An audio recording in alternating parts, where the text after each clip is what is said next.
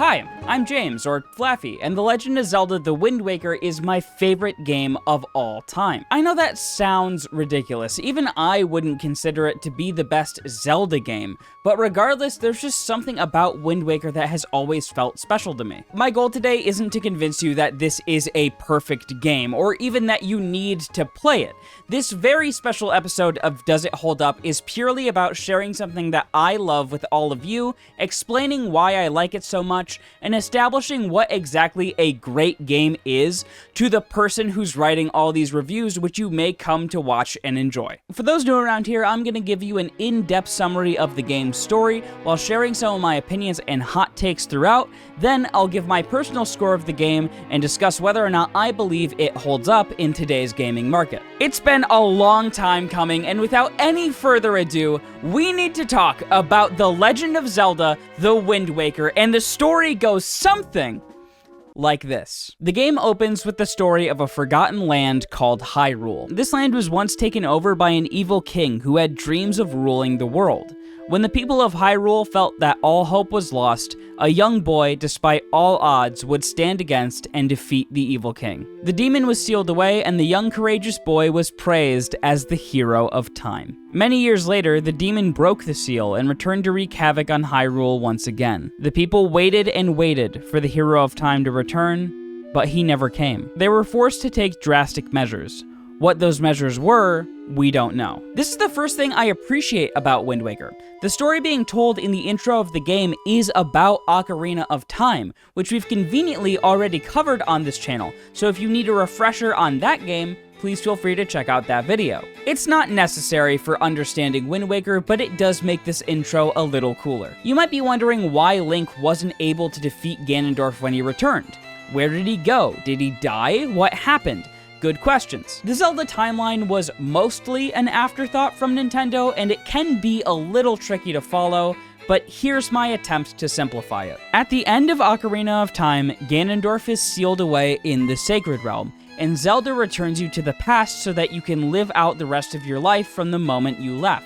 With all of your items, knowledge, and the Triforce of Courage, you were able to convince the royal family to arrest Ganondorf in the past. This is good, but it also creates a problem. Now we have a world where Ganondorf is a convicted felon, and another where he's defeated by Link. The problem is that Link no longer exists in the world where he defeated Ganondorf. So when Ganondorf unexpectedly returns to that world years later, no more Link. The best part is that you can jump straight into Wind Waker without knowing that. Every Zelda game is designed as a standalone title, and I feel like that point is often missed by fans of the series. Moments like these connect the games in a cool way for returning players and provide the same level of plot for those visiting for the first time. This is something Nintendo is historically very good at, and it's much appreciated here. Once we get through the intro of the game, we reach Outset Island, Link's home. Wind Waker took a lot of creative liberties with the franchise, the most obvious being the art style, but there's other things that this game introduced which often go underappreciated,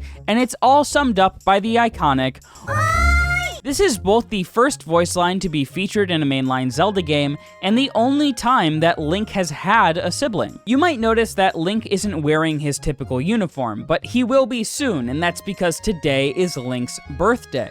It's customary for boys to dress in the same outfit the hero of legend wore when they reach his age. Errol reminds us of the occasion and tells us to go meet our grandma at home. We begrudgingly accept the traditional clothes and see Link do his iconic item get pose before turning around to continue the scene. It will become more apparent as the game goes on, but even from this small moment we can see a stark contrast between Wind Waker and the previous games.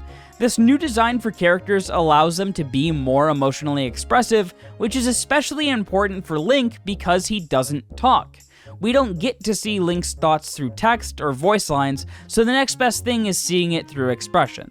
With that in mind, Nintendo had a chance here to create a very deep Zelda story, and while Wind Waker certainly has its moments, the main use of this style is for comic relief, often poking fun at the series and its tropes, which we will see the perfect example of shortly. Once we return to Errol, she gives you her special telescope as a birthday present, adding that she's only letting you borrow it because you're her big brother.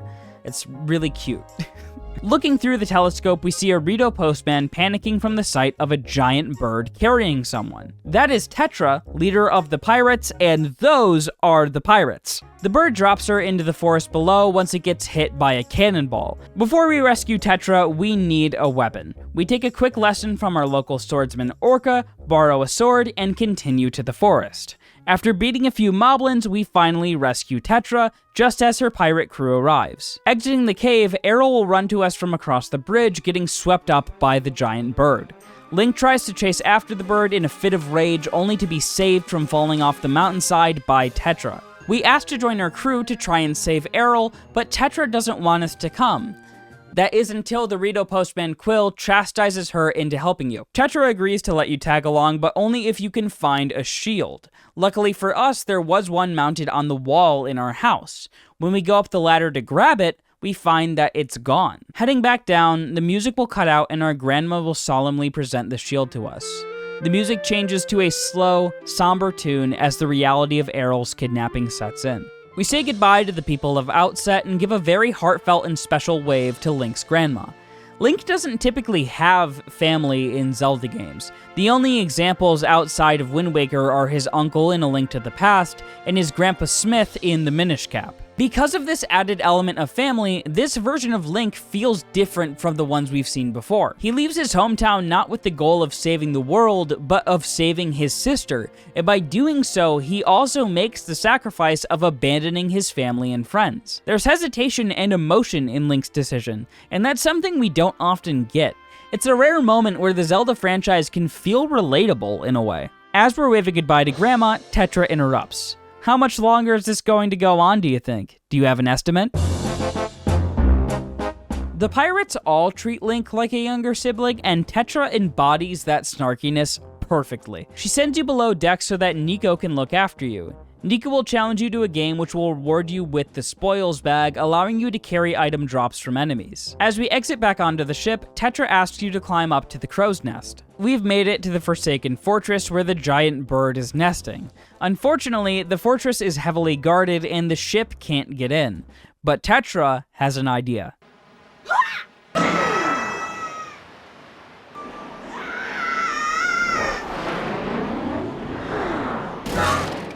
Before she launches us out of a catapult, Tetra sneaks a magic stone into our pocket which lets us communicate with her. We lost our sword after crashing into the wall, which, to be fair, I'd also lose it in that situation. We have to sneak around the castle undetected using barrels like Metal Gear Solid boxes, and regardless of how you feel about this part, come on, this is funny. Once we reach the top of Forsaken Fortress and collect our sword, we head on into where Errol is being held prisoner, only to be attacked by the giant bird. It flies us over to a strange man who instructs the bird to throw us into the ocean. As Link floats astray, a red boat comes to pick us up. A voice awakens us. This is the King of Red Lions. He serves as our boat and companion throughout Wind Waker. He asks if he saw the mysterious and evil man who leads the Forsaken Fortress, and reveals that this is in fact Ganon, the same Ganon the legend spoke of. The King of Red Lions asks if you'd like to save your sister and offers his help and guidance on your adventure.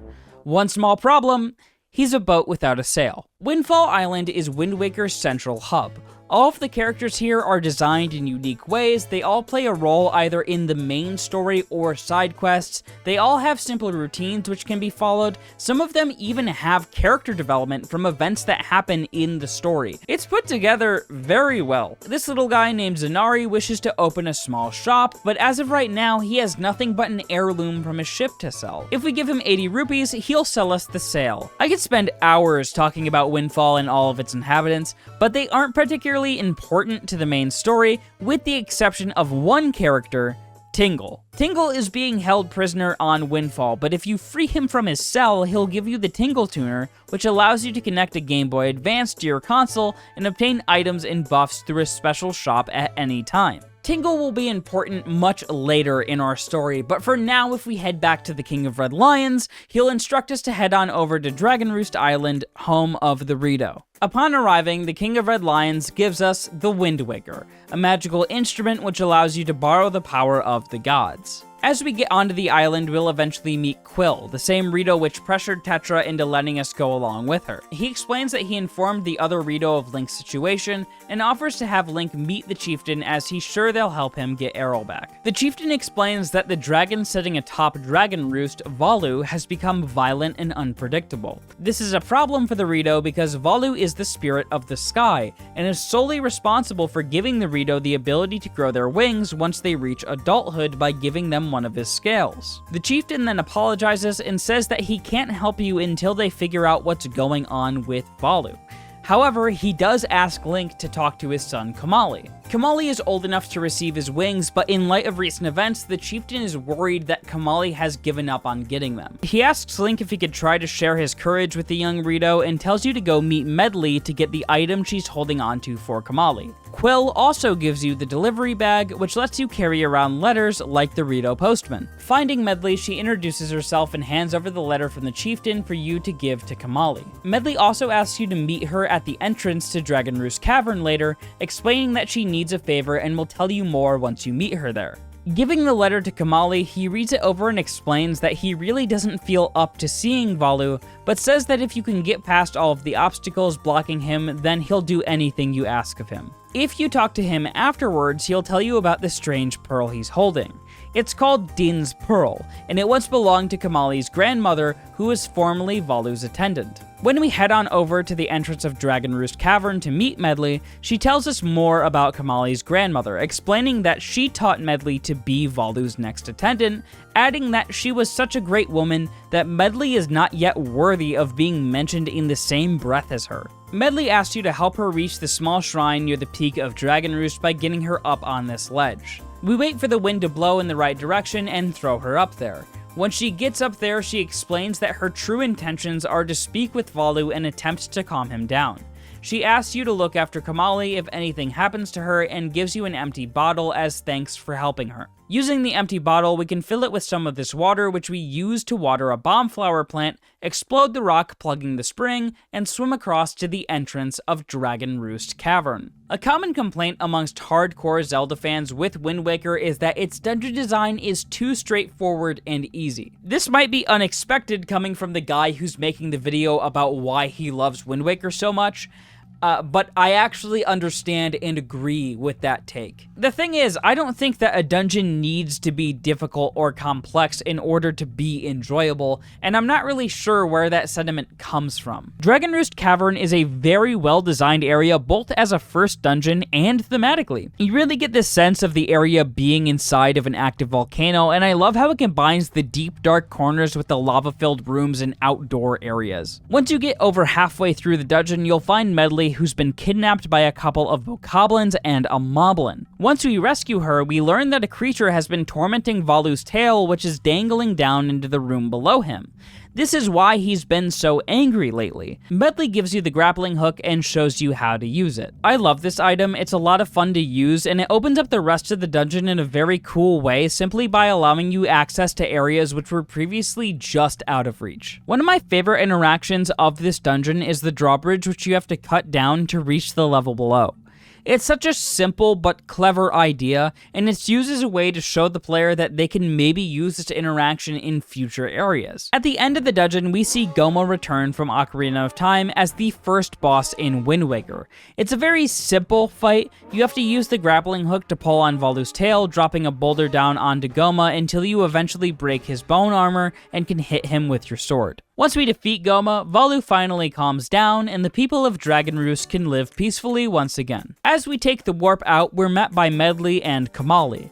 Kamali apologizes for not trusting you and says he hopes to be like you one day, giving you Din's Pearl as he believes that giving Link the thing he values most will grant him the courage to stand up to bad things. Valu is also grateful to you and instructs you to use the Wind God's Wind, which you learn from Medli translating. That to me symbolizes that she is in fact ready to be Valu's assistant.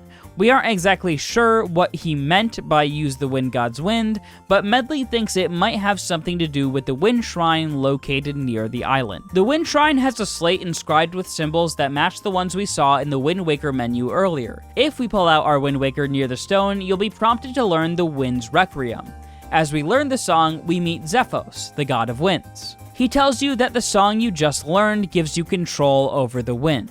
Using the song, we have to set the wind to flow south in order to depart from Dragon Roost Island and head to our next location, Forest Haven. I feel like now is a good time to talk about the sailing in Wind Waker because this is the first long trip we have to take. Let's start with the pros.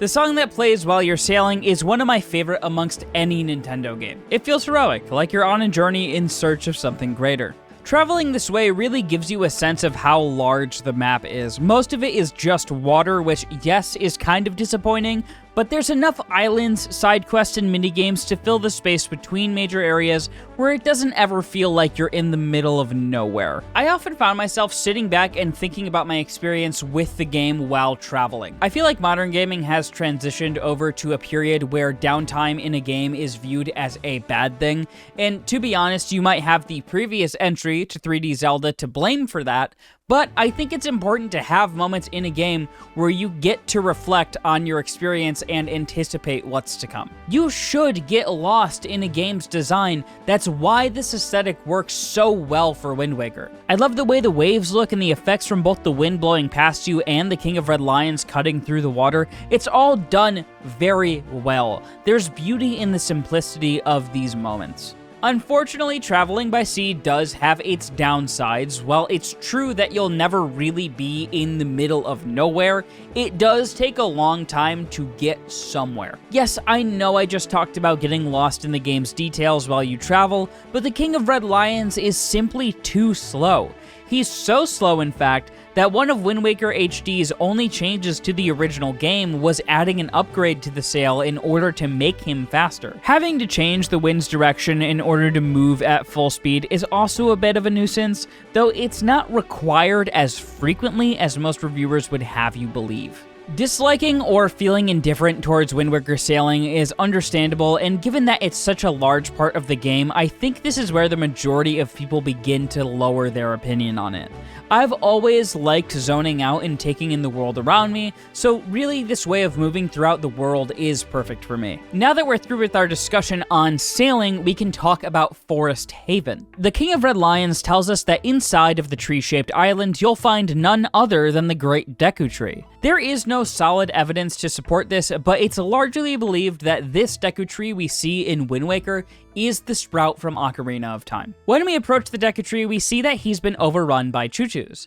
After defeating the Choo-Choos, Link is caught off guard by the talking tree. You'd think by this point, after traveling here via talking boat which departed from Dragon Sky Spirit Island, inhabited by bird people, using a song from the Wind God, something like this wouldn't surprise Link anymore, but I'd probably have the same reaction, to be honest. After learning why we're there and realizing that Ganon has returned, the Deku Tree tells our lovable little friends to come out. Ladies and gentlemen, the Koroks. Every time I make an episode of Does It Hold Up, there'll be a moment where I finally notice a small detail or a line of dialogue which I'd usually gloss over, and for Wind Waker, it's the fact that the Koroks evolved from the Kokiri, which, in my defense, how? The Koroks are in the middle of their annual ceremony, and the Deku Tree promises to grant you the Pearl of the Goddess once it's completed. Unfortunately, they can't start the ceremony yet because one of the Koroks, Makar, fell into the very dangerous and spooky Forbidden Woods. The Deku Tree asks you to try and save Makar and gives you the Deku Leaf, which uses magic to let us glide through the air when used. The Deku Leaf is one of the most iconic items in Wind Waker, and while its time in the sun is cut short by the boomerang, which we obtain in the immediate next area, it will remain one of the most useful items during our playthrough. The Forbidden Woods does a lot of things right. In my Ocarina of Time video, I discussed how important theme and use of vertical space is to me in Zelda dungeons, and while almost every Wind Waker dungeon did these things very well, the Forbidden Woods managed to be one of the best on that front while also looking so pretty. And I know it sounds weird to describe a deep, dark, scary dungeon infested with evil monsters as pretty, but come on, there's fireflies and flowers and other glowing things. I really like the idea of using the wind from blowing the Deku Leaf in order to solve different puzzles, and I especially enjoyed how they took advantage of the grappling points to hide some stuff in areas that you have to climb the rope to get to. I've never particularly been a fan of the boomerang because once you get it, most of the puzzles you'll face from that point forward will be solved with the boomerang, but Wind Waker does a good job of using it creatively and somewhat sparingly. I just wish we didn't have what I will now be referring to as a boomerang boss fight. Even if I think it's cool that you're fighting a plant that's holding Makar captive inside of it, these types of bosses are kind of lame. Once we defeat Kale Demos, we return to the Deku Tree with Makar and are given Farore's Wind as the Koroks begin their ceremony. From here, our goal is to find the final pearl, but when we go to where the spirit that protects it lives, we find it in ruins. Quill comes by and tells us that Ganon tried to steal the pearl, but Jaboon was able to escape. He fled to Outset Island and barricaded himself in a cave. Quill believes that if anybody were to know Jaboon's exact location and how to get to him, it would be the pirates. The pirates were last seen back on Windfall Island. Heading over there, we can see that they've docked against the cliff, but if we walk around the island, we can't seem to find them anywhere. If we try to get in their boat, we'll need to give the secret password. How do you get the secret password? Well, if you explore around the island, you'll eventually find that the bomb shop is locked. There's a secret crawl hole around the back of the building, and if we go in there, we'll find the pirates robbing the shop. For some extra context, the bomb shop owner has a monopoly on bombs, and Mako explains that the only reason they're doing this is as payback, since you can't expect pirates to pay that much. You can even visit the shop earlier in the game to find his original outrageous prices, and they get significantly lowered after this event, which is kinda cool. Tetra urges her crew to hurry up so they can sail to Outset, but Gonzo tries to convince her to stay overnight so the crew can eat and get some rest. Originally, she rejects this idea, but changes her mind once she notices Link spying above. After the crew leaves, Gonzo asked for a reminder of the password for the day. We can use that password to gain access to the pirate ship, where Nico will give us another rope swinging challenge, rewarding us with the bomb bag. As we get to Outset Island, the King of Red Lions points out that the time of day and weather hasn't changed since visiting Great Fish Isle. He insists that since the pirates will be waiting for morning and morning seems like it won't come, we should use this time to visit our grandma and all of our friends on Outset. Entering our grandma's house, she appears to be very ill. She's barely conscious, and the only thing she does is grunt and beg Link and Errol not to leave her all alone. I find this to be one of the sadder and more close-to-home moments in the Zelda franchise, and the somber music and clever placement of the family photo directly behind Link's grandma really adds to this atmosphere. It's just like the beginning of the game, you feel extremely guilty for leaving her behind, but you really don't have a choice. If you go and talk to the other people on Outset, Sturgeon will tell you that he's certain a little fairy dust would heal her, and continues to say that a long time ago you could find fairies at the old fairy fountain and catch them in bottles, noting that he hasn't seen a fairy since a huge rock blocked off the fountain. Sure enough, if we head on over to the woods atop Outset where we rescued Tetra, you can find this big rock, blow it up, and head inside. The Great Fairy in this fountain will give you a wallet upgrade allowing you to carry 800 extra rupees, but we don't really care about that now because we can catch a fairy in a bottle. By the way, can I just say that I really enjoyed the change of design to make them little fairy people, and I especially love that they get upset when you put them in the jar. You can use the fairy we got to heal Grandma, and once you do, she jolts to life. She's very excited to see you again, but is still upset that Errol is in danger. She gives you some of your favorite soup and tells you that she'll refill it for you whenever you'd like. This stuff is all optional, but it was way too wholesome for me to skip. Heading around to the back of Outset, we get trapped in a whirlpool and destroy the stone wall Jaboon was behind.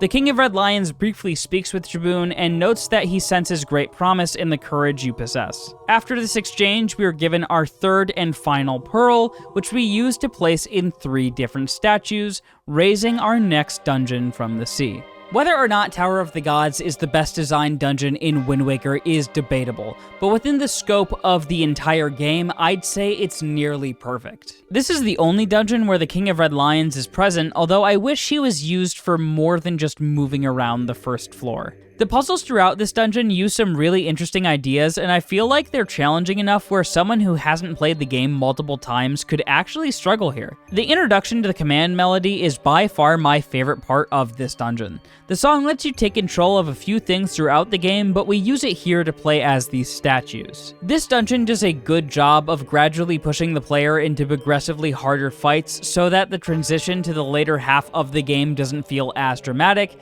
and I appreciate that a ton. As for downsides of this dungeon, I do not like these enemies, and the boss is nothing more than okay. I do appreciate that they found a way to make a Zelda boss that requires you to use the bow while also providing more arrows in case you might need them. I know there's going to be somebody who thinks this decision was stupid and believes that games have gotten too forgiving because failing to manage your items well enough to beat a boss is your own fault. How about you manage to shower on a regular basis, huh? I've never understood why people act like the Zelda franchise was designed with difficulty as the main focus, especially in combat. Besides, I don't really see how a safety net for letting you actively participate in a boss fight could ruin your experience in any way. Once we defeat the boss, we're transported to the top of the tower where we grapple onto a bell and swing. A circle of light appears below, which takes us underwater, but this area is a little strange. We can still breathe down here, and when we reach what seems to be the bottom of the ocean, we land in a completely black and white castle where everything appears to be frozen in time. Moving forward, we find a Triforce puzzle on the ground which reveals a secret staircase leading to the one and only Master Sword.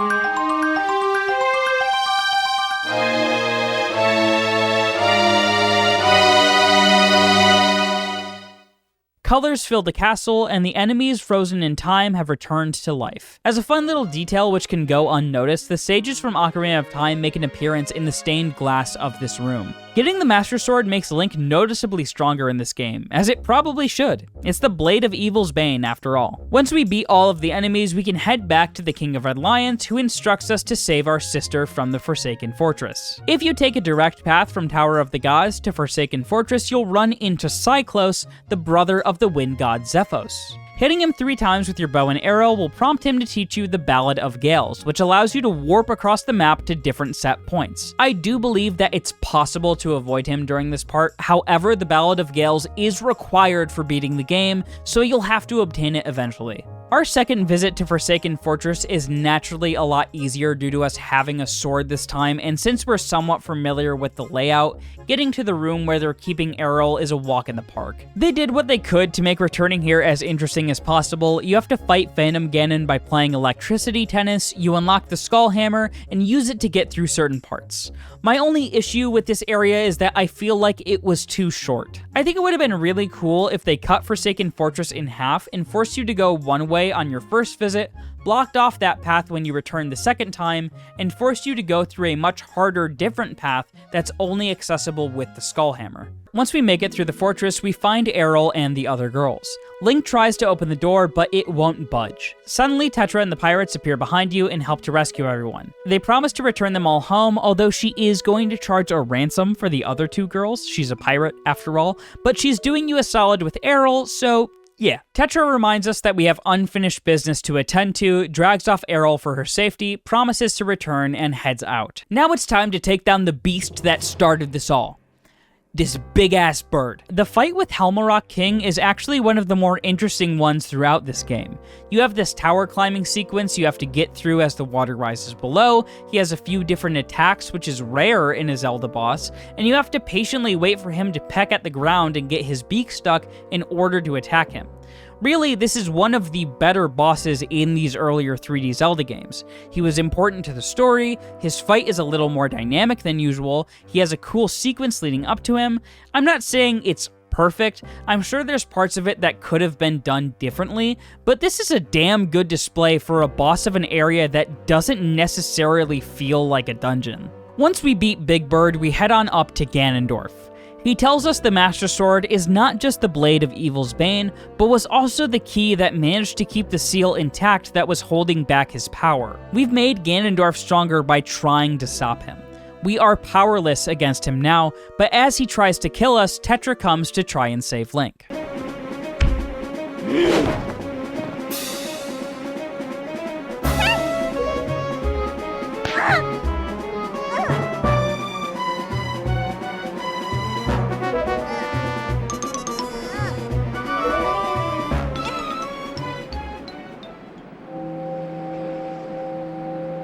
Huh? My Triforce of power is resonating. Ha! At long last, I've found you, Princess Zelda. What? This is such a huge twist that not even Tetra knows she's Zelda. Just before Ganondorf can kill us, we're rescued by Kamali and Quill as Valu torches Ganondorf's office. We're taken back to the Tower of the Gods and head on down to the mysterious land under the water with Tetra. As she wakes up, a voice tells us to meet them in the chamber where we got the Master Sword. This confuses Tetra because supposedly only her and Link should be able to speak through the stone, since she's the one who gave it to him. So, who's speaking through the stone? It's none other than the one who created the stone, the one who ruled over the long-forgotten land of legend in which you currently stand, Daphne's Nohanis Hyrule, otherwise known as the King of Red Lions. The drastic measures which were taken in the beginning of the game were the gods' decision to send everyone to the highest mountaintops and flood Hyrule, in an attempt to keep Ganondorf from rising to power. The necklace that Tetra has been wearing, passed down from generations, was none other than the Triforce of Wisdom. It's a long-standing tradition to name the daughter of the royal family Zelda, which is why it's always Princess Zelda in these games. But the royal family needed to stay hidden once Hyrule was flooded. As a result, this tradition was broken, but technically, Tetra is Princess Zelda. This is her fate. The ever-so-familiar Zelda's Lullaby fades in. If you haven't played A Link to the Past, or especially Ocarina of Time, this song playing would be nothing more than calming background music amongst a spree of plot twists and big events, but for someone who owes a lot to Ocarina of Time, both prior to and after making my video on it, hearing this song brings me to the verge of tears. The King of Red Lions and Link embark on their journey to return power to the Master Sword and seek out the scattered pieces of the Triforce of Courage, leaving Zelda behind in the Master Sword chamber, as it'd be too dangerous for her elsewhere. Now is as good a time as any to say thank you for watching the video this far, and if you do find yourself enjoying it, make sure you leave a like down below, and let me know what you think in the comments down below. What could I change about it? What game do you want to see me cover next? Something like that. I always appreciate your feedback. It helps the channel a ton. One last thing before we get back to Wind Waker, you guys inspire me to do better and bigger things with every single upload. And if you want to stick around to see where this channel is going to end up, please make sure you subscribe with notifications on to see what I'm doing next. This video is actually being rushed because in 5 days, I am traveling overseas to film the next episode of Does It Hold Up? And I want to keep doing cool things like that in the future. So again, if you want to see where this channel goes, make sure you subscribe. Anyways, let's get back to Link. From here, the King of Red Lions instructs us to head to the Wind Temple and Earth Temple to awaken the sages and return power to the Master Sword. The two temples are highlighted on our map at the same time. However, this is a lie. You can't do Wind Temple without first completing Earth Temple. I don't understand the reasoning for this. Trust me, I tried to do Wind Temple first, it's a no-go. So, Earth Temple. How do we do it? Well, when you reach the island, you'll see it's blocked by a giant stone head. If you talk to the fish in the waters around this area by feeding him bait, he will tell you if you go north 4 squares and east 3, you'll find Fire Mountain, where an item that gives you the strength to easily lift anything is located. If you head there, you won't be able to get in. So how do we get in? Talk to the fish by feeding him bait, and he'll tell you that 1 square north and 4 squares west, you'll find the power to freeze anything. Can you see a trend here? A lot of this game, when you're lost or confused, will require you to talk to these fish. If we use the Ballad of Gales to warp to the location our aquatic friend gave us, we will meet the Queen of the Fairies, who gives us the fire and ice arrows. She also says that Link is her type. What do you mean I didn't have to mention that? Afterwards, we can go back to Fire Mountain, freeze the lava spire, go inside, and obtain the power bracelets. Heading back to the Earth Temple's entrance, we pick up the giant stone head and go inside. Here we find music notes inscribed on a big slab, which we can play to learn the Earth God's lyric. The former sage of the Earth Temple, Larudo, appears in front of us. She instructs us to find the one who carries the sacred instrument that once belonged to her, so they can take Larudo's place as the Earth Temple sage and restore power to the Master Sword. The instrument was passed down through generations, much like Tetra's Triforce of Wisdom. There are two ways you can find our would-be sage. Either you remember which character had this instrument, or you can go around the entire map until you find them. I'm about to throw you through a loop here. The Rito bird people evolved from the Zora fish people. When Hyrule flooded, the Zora were forced to move to the mountaintops just like everyone else. The water created by the gods was unnatural and uninhabitable for the Zora, and as a result, after hundreds of years of being stuck on dry land, they eventually evolved. I'm sure Volu had something to do with them turning into birds, but we aren't really given much information on the topic. If we approach Dragon Roost, we can hear someone playing music. Searching out the source of it, we find that the Earth Temple stage is none other than Medli. Playing the Earth God's lyric for her, she states that the song is familiar to her and faints.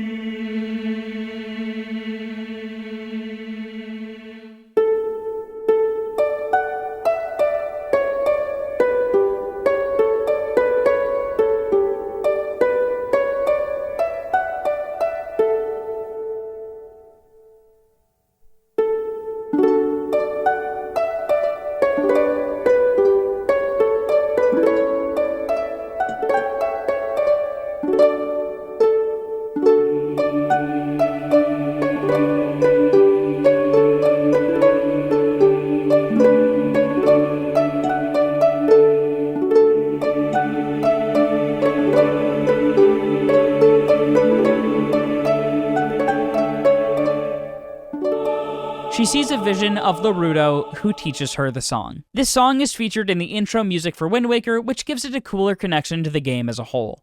When Medli wakes up, she urges Link to hurry to the Earth Temple with her.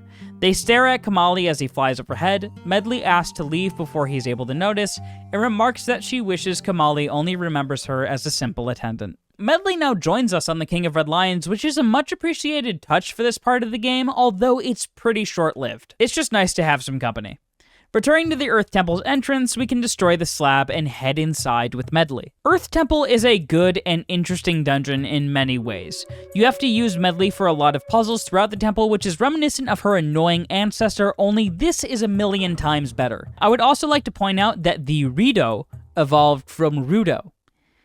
I bet you never thought of that one, huh? Anyways, one of my favorite parts about this dungeon is that rather than having Medli just be an NPC that we carry around and place on switches, we can also use the command melody to play as her. You can fly around for a limited amount of time and use her instrument to reflect light beams. Any amount of damage you take while using the command melody will cause it to stop. I do think it would have been cool if I were able to fight back as Medli, but I also understand why this wasn't a feature in the game. Making our way through the dungeon will eventually obtain the Mirror Shield, which we use alongside Medli's ability to solve really interesting light puzzles. I think this was such a cool idea, and if I'm being honest, I think my opinion of Earth Temple would have been higher if the enemies were different. This blue stuff, whether it be on the ground or on a flying skull, is kind of annoying. Redeads will forever and always be kind of annoying, and Floor Masters are among one of my least favorite enemies in any Zelda game, especially Wind Waker. I really like the ending puzzle. It's always been a cool concept to me, and the boss is okay. If anything, I actually enjoy this fight more than I dislike it. I just wish the solution for beating him were a little more interesting than using the light that you've been using this entire dungeon to stun him and then throw him into a wall and hit all the Poe that come out. I do, however, think that his design is very fitting for Wind Waker. Once we defeat Jelhala, we return power to the Master Sword with the help of Medli and Laruto, and continue on our journey to Wind Temple.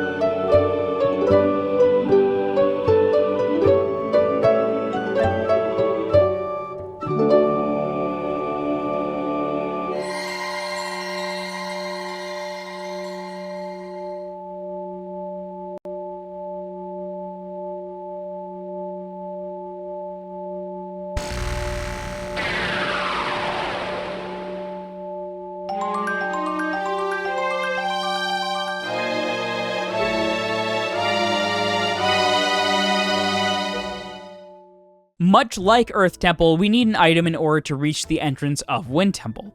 This one will require us to use the Fire Arrow at Ice Ring Isle, where we head inside to find the Iron Boots. Using these to get over to our next temple, we'll once again find a giant slab inscribed with a song. This is the Wind God's area, and once we play it, we meet the former sage of the Wind Temple, a Kokiri named Fado. Finding the descendant of Fado that carries his instrument should be a lot easier than finding Medli, as we're both told that Koroks evolved from the Kokiri and shown very clearly who has this instrument. If you go and talk to the Deku Tree, he will tell you that Makar has disappeared, as he usually does while writing a new song for the yearly ceremony. When you approach Forest Haven after beating Earth Temple, you'll see and hear music coming from behind the waterfall near the entrance. Here, you'll find Makar, and if you play the Wind God's area for him, he'll also say it sounds familiar, and then plays the same string part featured in the intro of the game.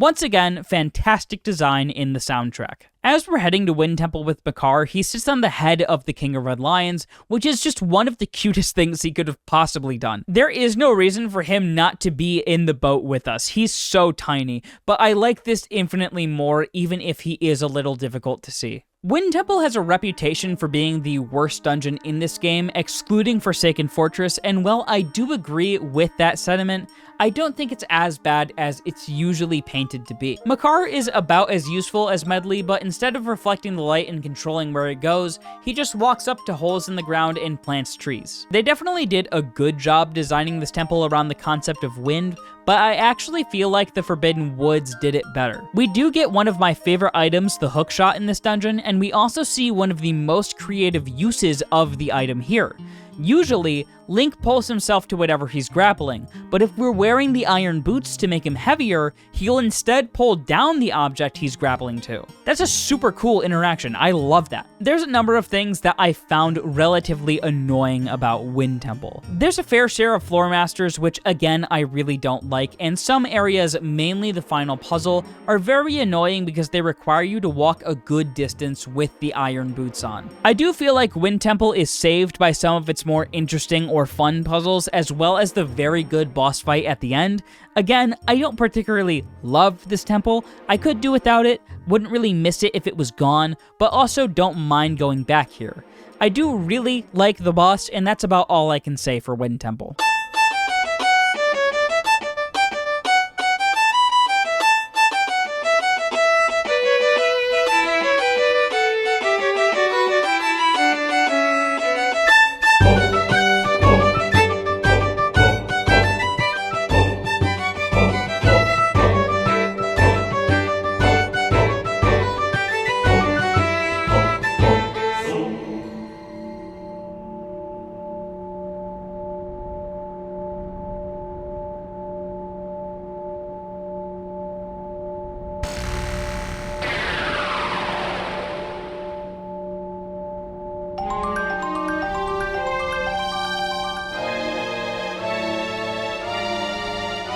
We power up the Master Sword for the final time, restoring its power to repel evil and head back to the surface.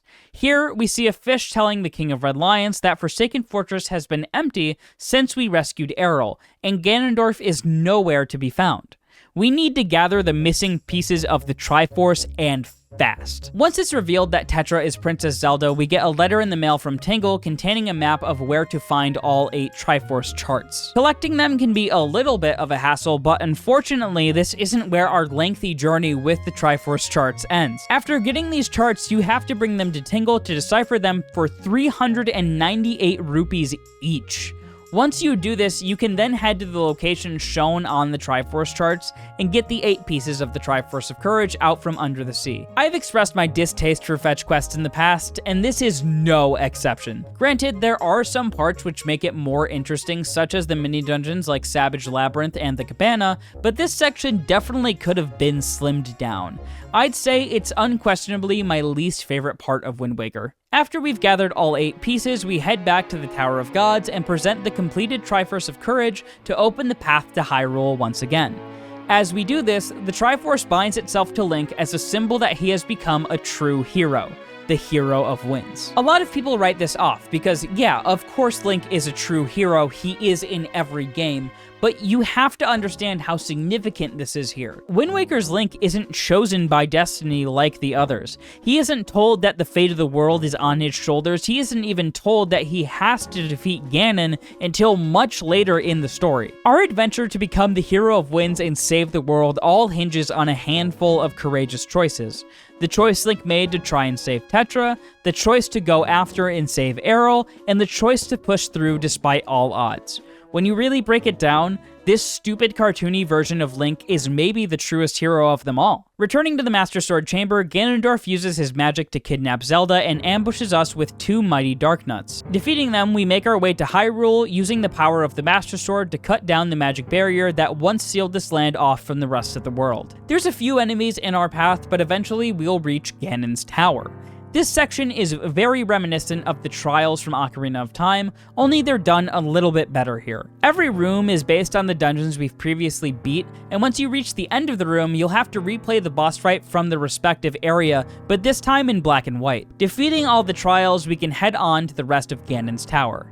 Here we can find the portal he used to escape the flooded land of Hyrule, which we can take for ourselves if we want to return to the surface. We head deeper into Ganon's Tower and have a rematch with Phantom Ganon.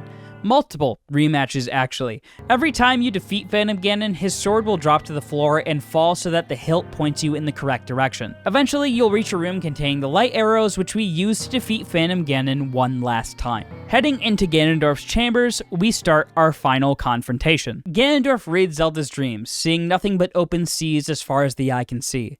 He goes on his typical bad guy revenge speech and tells Link not to betray his expectations.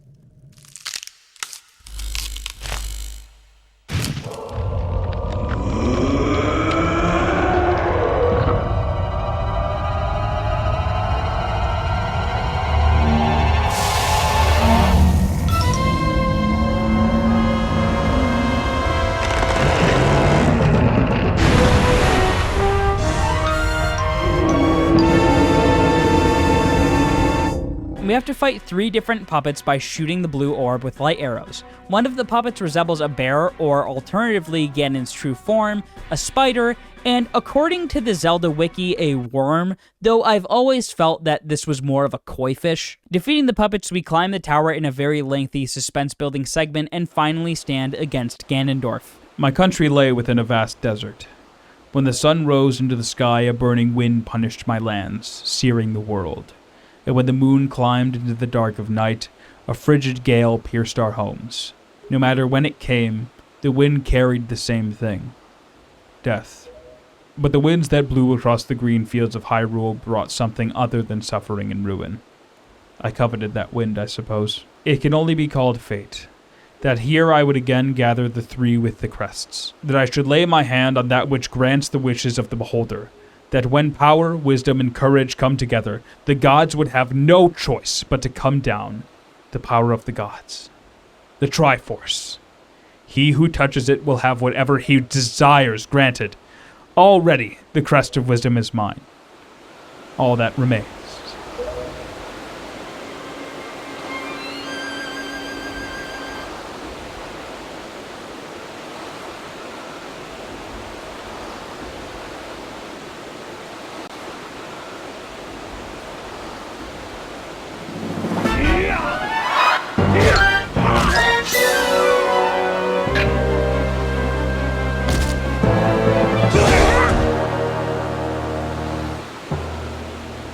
Do not fear, I will not kill you. I merely have need of the power that dwells within you.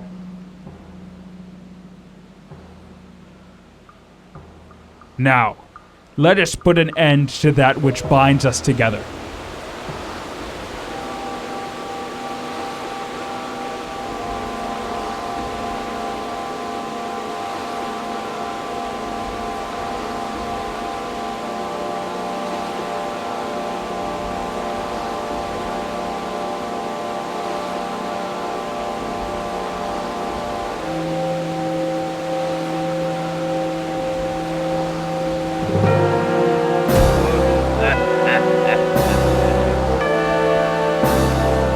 Gods, hear that which I desire. Expose this land to the rays of the sun once more. Let them burn forth. Give Hyrule to me. He who touches it will have whatever he desires granted. That is what you said, is it not, Ganondorf?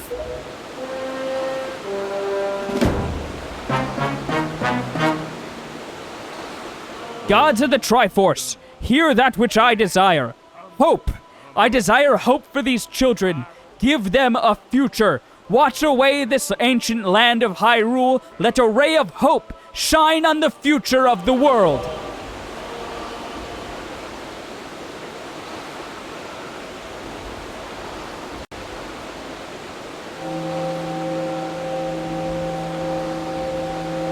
And let our destinies finally be fulfilled. Ganondorf, may you drown with Hyrule.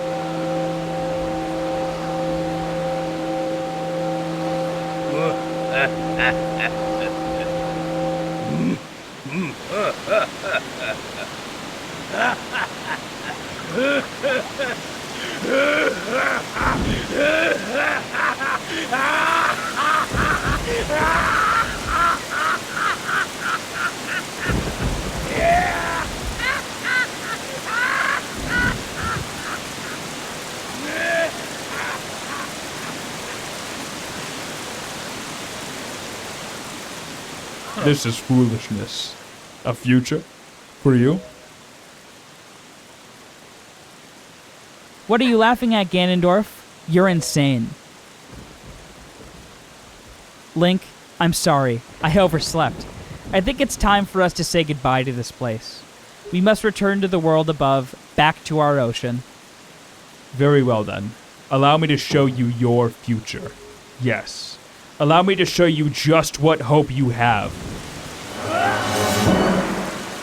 See how much your precious Triforce is worth. The fight with Ganondorf is relatively difficult. He'll block all of your attacks unless you parry his, and he also deals back a good chunk of damage. A little later into the fight, he'll get used to your parry attacks and begin blocking those as well. The only way we're able to hurt him from here is by avoiding him long enough for Zelda to suggest that you use your shield to reflect light arrows back at Ganondorf.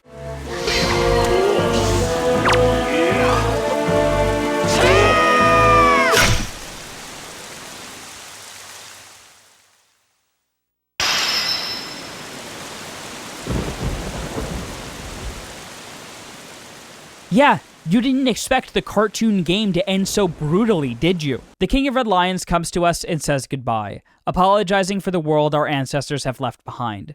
Zelda asks him to go with us, saying we can find a new Hyrule to live in together, to which the king remarks, "Ah, but child, that land will not be Hyrule. It will be your land."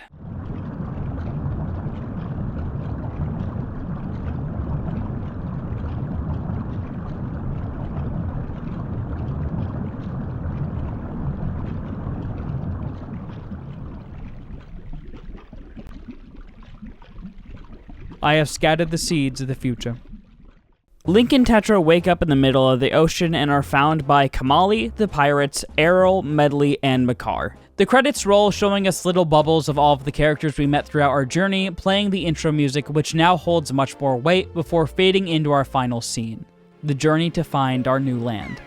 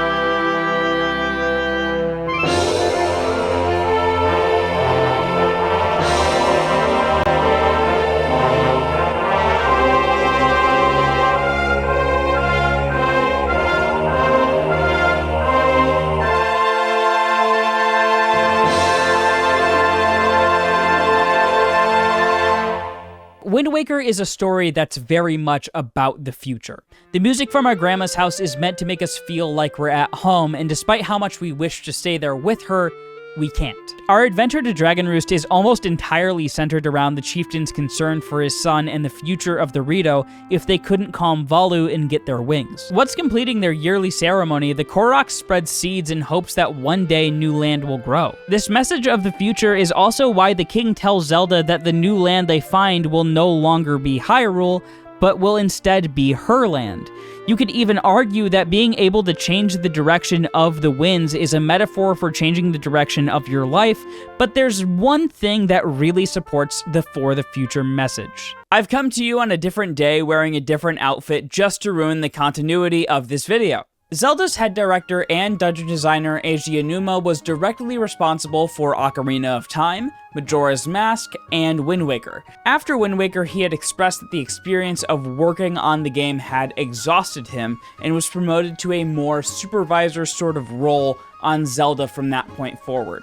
During the development of Wind Waker, Aonuma was also dealing with a new development in his personal life. Anuma's son, who is apparently really hard to find information on, was born during the development process of this game, and it most definitely impacted the outcome of the story, as Aonuma has stated on multiple occasions that he wanted Wind Waker to be the game to introduce his own child to the franchise that he made. In case you were wondering, Aonuma also wrote all of the dialogue for the King of Red Lions, because the King of Red Lions is supposed to serve as this game's sort of father figure. This is usually the part of a Does It Hold Up episode where I'd share my final thoughts on the game and then give you my personal score on it, but today we're going to be doing that in reverse, and that's because despite being my favorite game of all time, I'd only rate Wind Waker an 8 out of 10. Everything I mentioned with the sailing and the Triforce charts is a big chunk of that, but there's also some other parts which I felt could have been done better, like Wind Temple, for example. I would have also liked if you could do both temples at the same time like it suggests you can. I tried to do Wind Temple first. I thought it would flow better for this review, but unfortunately, it wasn't an option. The things I love about Wind Waker are what make this game feel so special to me. I think we often conflate best and favorite in terms of gaming when it simply doesn't work that way. I love Wind Waker's art style, I love its message and the creative way it delivers it, I love the music, I love the characters, I love how I can do this while also having my character do this. Just like with any other Zelda, there's plenty of side activities and mini games to keep you occupied if you'd like, and I think Wind Waker does a great job of keeping familiar elements like that while also separating itself from the rest of the series. I really hate mentioning this game because you can't say anything negative about it without catching strays, but Wind Waker needed to be overly positive and goofy to recover from the nature of Majora's Mask. It's speculative, but I feel like if the game we received for Wind Waker was even as dark as Ocarina of Time was, the entire Zelda franchise would have gone down a completely different path after Majora's Mask, and I'm glad that it didn't. I've had a lot of important thoughts throughout my life while on that boat, and maybe some of you have had a similar experience. Wind Waker is a fantastic game, and it will continue to be one of the best for many years to come. If the GameCube graphics are a little outdated for you, you can always pick up the HD remake, which also happens to fix some of the more minor issues I have with Wind Waker, but either way, I do recommend having it in your collection because The Legend of Zelda: The Wind Waker absolutely holds up. Thanks for watching the video. I was in a bit of a rush to finish it because I'm leaving for vacation in 3 days, which is why outfit not matching from before. Please remember to leave a like on the video if you found yourself enjoying it, and leave a comment down below letting me know what you liked about this episode, what I could do better in future ones, or what games you want to see me cover next. Of course, subscribe if you haven't already with notifications on, but the most important thing you could ever do is have a fantastic rest of your day.